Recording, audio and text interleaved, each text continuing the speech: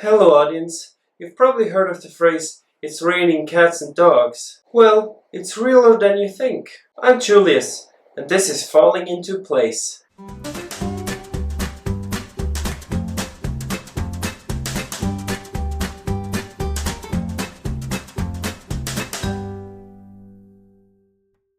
This time, I would like to talk about a strange phenomenon that has occurred multiple times over the history of mankind. The rain of animals. Although there have been no reports of canines or felines falling from the sky, there have been some other rather bizarre things making their way from the clouds to Earth. The first and most common one?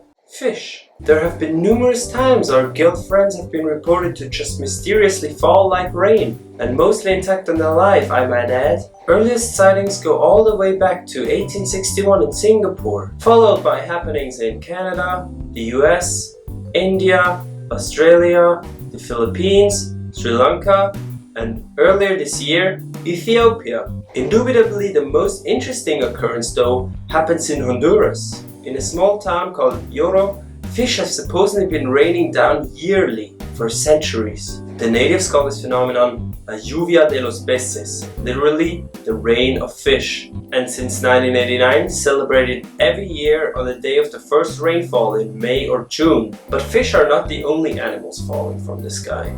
People have seen frogs, toads, spiders, birds, worms, and in one case in England, a jellyfish-like substance being poured down on us. Well, now that we've seen this has happened, and is still happening, one question remains. Why does it happen?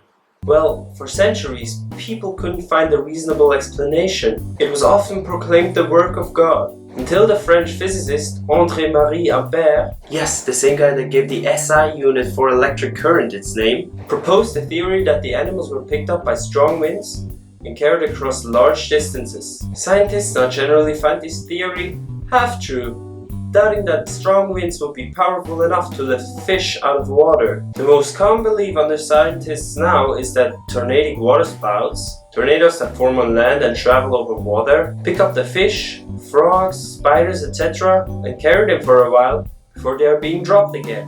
Lastly, I would like to talk about three special topics concerning rain. Number 1. Blood rain. The history of blood rain, also known as red rain, goes all the way back to Homer, the Greek author who wrote in his Iliad about Zeus releasing blood rains from the sky. The most recent occurrences of red rain happened in 2001 and 2012 in Kerala, India. Today, of course, we know it's not Zeus that caused this, but spores of green microalgae, not really green, Trentepolia, which colored the water blood red. Number 2. Cow rain. In 1997, a group of Japanese fishers were rescued from sea after a shipwreck. The men claimed a cow had fallen down from the sky and wrecked their ship. They were immediately put into jail and served for 2 weeks until Russian Air Force commanders informed Japanese authorities that they had earlier caught a stray cow and wanted to transport it by plane. When the cow began to wildly run around in the cargo hold, they had no other choice but to throw the cow out. It happened to fall right on the fishing boat of the Japanese fishers. Number 3. Cats and dogs.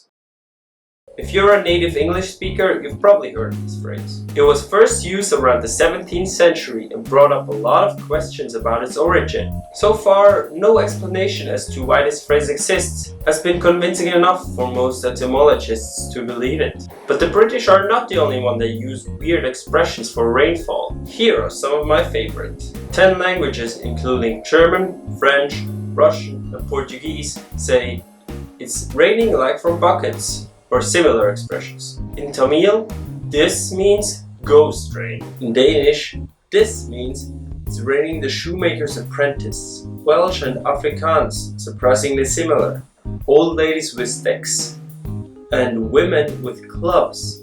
And in Norwegian, this means it's raining female trolls. And my favorite, the Cantonese, which of course means dog poo.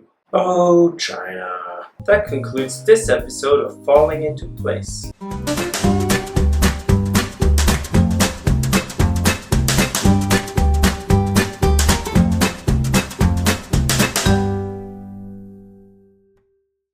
hope you enjoyed it. Don't forget to leave a big ol' like. Farewell, and until next time, audience.